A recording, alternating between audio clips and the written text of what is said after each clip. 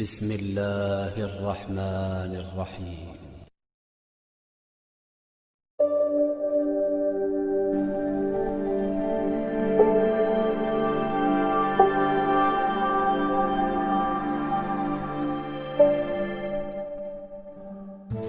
ایک مرتبہ امام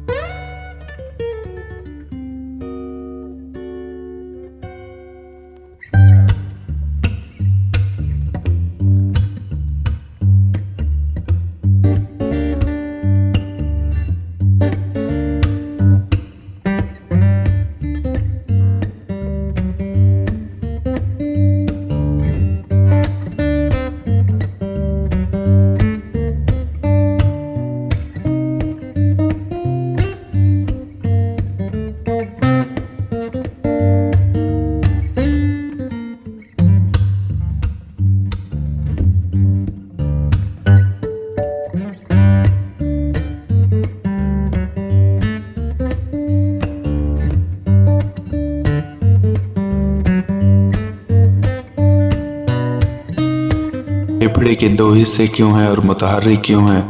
جگر گول کیوں ہے؟ گھٹنے کا پیالہ آگے کی طرف کیوں ہے؟ یہ وہ چند سوالات تھے جو امام علیہ السلام نے اس ہندی طبیب سے پوچھے جن کے جوابات دینے سے وہ قاصر تھا۔ اب ہم ان کے جوابات ترتیب وار پیش کرتے ہیں۔ آدمی کے کھوپڑی میں مختلف جوڑ اس لیے رکھے گئے ہیں تاکہ درد سر اس کو نہ ستائے۔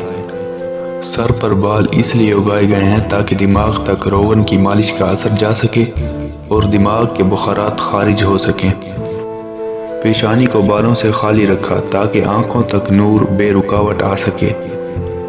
پیشانی پر خطوط اس لیے بنائے ہیں تاکہ پسینہ آنکھوں میں نہ جائے اور یہ خطوط پسینے کے لیے نہروں کا کام دے۔ آنکھوں کے اوپر آبرو اس لیے بنائے ہیں تاکہ آنکھوں تک بقدر ضرورت نور پہنچے۔ ناک دونوں آنکھوں کے درمیان اس لیے بنائی ہے تاکہ روشنی کو برابر دو حصوں میں تقسیم کر دے۔ ناک کے سوراخ نیچے کی طرف اس لیے بنائے گئے ہیں تاکہ مغز کا میل وغیرہ اس سے خارج ہو اور خوشبو بذریعہ ہوا دماغ تک جائے اور لقمہ منہ میں رکھتے وقت فوراً معلوم ہو جائے کہ غذا کثیف ہے یا لطیف۔ ہونٹ منہ کے سامنے اس لیے بنائے گئے ہیں تاکہ دماغ کی کثافتیں ناک کے ذریعے منہ میں داخل نہ ہو سکیں اور خوراک کو آلودہ نہ کر دیں۔